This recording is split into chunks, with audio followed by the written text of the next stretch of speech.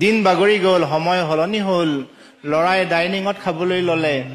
দেউতাকেও সেই জুইশালত অকলশৰে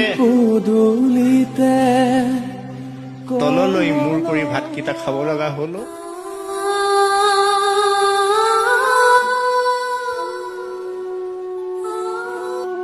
যি সন্তানক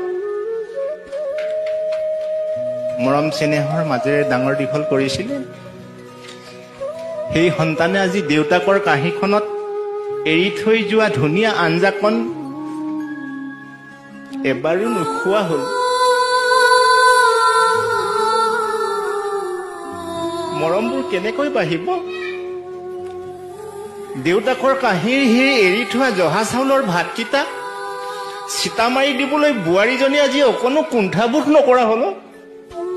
এয়াই নেকি সমাজ? এয়াই নেকি সমাজৰ পৰিৱৰ্তন? এয়াই নেকি শিক্ষিত সমাজৰ নিয়ম? পিতৃ মাতৃৰ কাঁহীখনৰ ভাতকেইটা সন্তানৰ বাবে অমৃত, ই কেতিয়াও চোৱা হ'ব নোৱাৰে।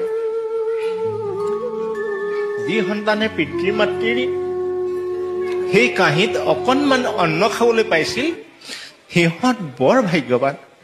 এনেকুৱা দিন আহিল